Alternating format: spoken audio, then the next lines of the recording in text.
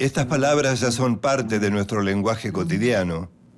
Muchas veces las usamos para nombrar características personales, situaciones que nos hacen sufrir, errores que repetimos, actitudes que queremos cambiar.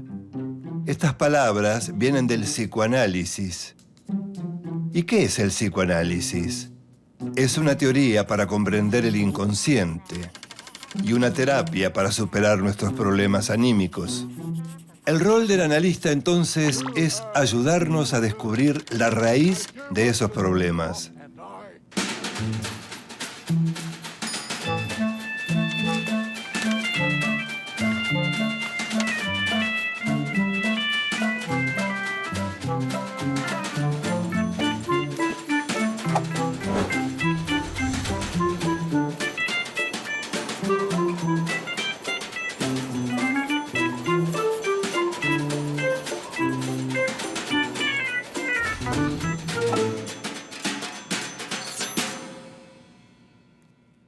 Hasta comienzos del siglo pasado, los problemas de la mente eran tratados solo por la medicina. Fue precisamente un médico austríaco, Sigmund Freud, quien se dispuso a indagar en las profundidades de la mente, y lo hizo de una forma muy particular, a través de la palabra. Freud escuchaba a sus pacientes. Consideraba sus palabras como la llave de acceso al inconsciente. Pero la comunidad médica se resistía a aceptar que podía curar los problemas solamente hablando. Sin embargo, Freud pudo. Los resultados fueron tan contundentes que no tuvieron más alternativa que aceptar al psicoanálisis como una especialidad de la medicina. Sin proponérselo, Freud impulsó una de las más sólidas revoluciones del siglo XX. Sigmund Freud nace en Freiberg, una ciudad que en 1856 pertenecía al Imperio Austrohúngaro. Sus padres eran comerciantes judíos y cuando él tenía 1 año se mudaron a Viena. El pequeño Siggy mostró desde muy temprano un gran interés por saber cómo funcionaba la mente humana. Estudió medicina, quería ser un científico y dedicarse a la neurofisiología. Sus primeras investigaciones se centraron en las células nerviosas y fueron decisivas para su futuro trabajo. Pero hacia 1890 había mucha resistencia para que los judíos ocuparan posiciones importantes en la academia. Freud decide entonces continuar como médico clínico en el Hospital General de Viena. La misma Viena por donde pocos años después pasaría otro muchacho cuyo nombre se convertiría en sinónimo del máximo horror de la humanidad. Sus conocimientos de neurología lo llevan primero a trabajar en la clínica psiquiátrica del prestigioso Dr. Meinert. Allí Freud se especializa en las enfermedades del sistema nervioso. Descubre que en la palabra están los principios fundamentales para llegar al inconsciente y así lograr una cura para aliviar los malestares de sus pacientes. Cuanto más se introducía en las profundidades de la psique del paciente, más se acercaba al origen de sus problemas. De esta manera, a través de sus interpretaciones, Freud ayudaba al paciente a poner en palabras lo que estaba en su inconsciente. Partía de una hipótesis. Todo lo que se vive en la niñez deja marcas profundas. De alguna forma, se graba en nuestro inconsciente sin que nos demos cuenta y determina nuestras conductas adultas. Cuando el paciente se da cuenta de cuáles son los orígenes de sus conflictos, puede empezar a cambiar las ideas que tiene sobre sí mismo. El joven Freud recibe una pequeña beca para ir a estudiar en París con el famoso neurólogo Jean-Martin Charcot. En esa época, cualquier síntoma que no podía ser explicado se atribuía a algún tipo de histeria. Y como no había cura aparente, los médicos recomendaban baños termales, masajes, electroterapia o reposo. Durante sus estudios con Charcot, Freud llegó a la conclusión de que la neurosis es un trastorno de la personalidad, no una enfermedad del sistema nervioso. Las neurosis surgen de conflictos, frustraciones o situaciones no resueltas y se manifiestan en nuestras conductas. En 1886, Sigmund Freud regresa a Viena y un antiguo amigo, el respetado médico Joseph Breuer, le confiesa haber tratado un caso de histeria hipnotizando a una paciente. Anna O era el nombre de la paciente. Una joven a la que se le paralizaban las piernas y los brazos, veía mal, tosía y no comprendía cuando le hablaban. Freud no la hipnotiza. Prefiere dejarla hablar sobre lo que le venga a la mente. Recuerdos, fantasías, sueños que se asocian libremente. Al concluir el relato, Ana se sintió muy aliviada. A través de la palabra comienza su proceso de curación. La asociación libre no es el único camino al inconsciente. Freud descubre que los sueños también expresan deseos no manifiestos. En 1896 escribe La interpretación de los sueños. En este estudio explica que a través de los sueños también es posible abordar cuestiones arraigadas en el inconsciente. Es decir, los sueños son otra de sus llaves de acceso.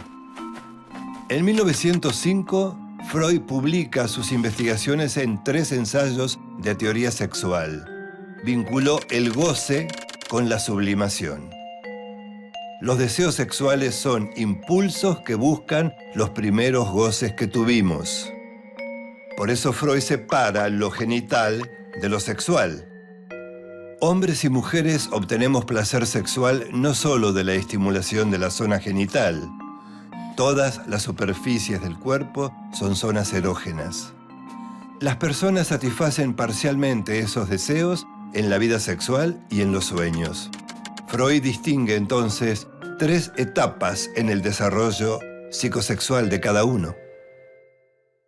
La primera etapa es la oral, cuando la mayor satisfacción del bebé se la da el alimento. Por lo tanto, el placer lo obtiene al succionar. Pero cuando la madre le retira el pecho, el bebé siente algo así como la expulsión del paraíso. El bebé entra en la segunda etapa. Freud considera que retener y soltar le causa placer. La tercera etapa aparece a los 3 o 4 años, cuando el niño o la niña descubren que llevando las manos a la zona genital obtienen placer. Comienza la curiosidad, la angustia y la confusión que provocan las diferencias entre la anatomía sexual del varón y de la niña. Entre los 5 y 6 años, el niño entra en la fase del complejo de Edipo. Los sentimientos del niño hacia la madre y de la niña hacia el padre entran en pugna. Sienten por ellos amor y celos, rivalidad y dependencia. Esos sentimientos incidirán en la formación de su carácter, en su diferenciación y orientación sexual. La teoría de la sexualidad desarrollada por Freud lo hizo famoso, pero no por las razones que él hubiera deseado. Él buscaba hacer un aporte a la comprensión de la represión. Durante la Primera Guerra Mundial siguió buscando respuestas a un conflicto neurótico de base: lo que deseamos versus lo que hacemos. Freud dijo que todas nuestras conductas estaban al servicio de reducir esta tensión. Postuló un nuevo modelo dinámico de la psique. El ello reúne nuestros impulsos primarios. La mente de un bebé es fundamentalmente ello. Al empezar a darse cuenta de algunas cosas, una parte del ello abstracto del bebé empieza a crear su yo. Freud adjudica al yo varias funciones. Primero, puede actuar como una guía ante la realidad. También es un inhibidor de un impulso inconsciente que lo convierte en un mecanismo de defensa. El superyo es la mirada de los padres por encima de la propia. La Primera Guerra Mundial pareció una prueba terrible para la conciencia moral. Cuando terminó, Freud dijo que una cosa es moralidad y otra conciencia moral, demostrando que su teoría del yo también se podía aplicar al inconsciente y a los comportamientos de la sociedad. Sigmund Freud sostuvo que la moralidad tenía algo de superyoica, de imposición, y que la conciencia moral echaba raíces en la parte reprimida de la sociedad. Cuando la población dejaba de pensar por sí misma y depositaba su guía en un único líder, un superyo grupal se imponía sobre el yo. En 1933, mientras los nazis quemaban sus libros y los de muchos grandes pensadores modernos, Freud todavía pensaba que la civilización había avanzado. Se equivocaba. Si no hubiera huido de Alemania a Londres, los nazis lo habrían enviado a un campo de concentración e incinerado como a millones de judíos, incluidas sus propias hermanas. Sus ideas despertaban resistencia en círculos médicos, científicos, religiosos y políticos, pero al mismo tiempo generaban líneas psicoanalíticas distintas a las suyas. Fue admirado, resistido y cuestionado en proporciones iguales. Y dejó una importante herencia en sucesores como Carl Jung, Alfred Adler y Melanie Klein, entre otros. Una de sus discípulas más reconocidas fue la misma Anna Freud, su hija menor, quien desde muy joven se convirtió en su asistente personal. Cuando en 1923 a Freud le diagnostican un cáncer en el paladar, Anna se vuelve también su enfermera y representante oficial.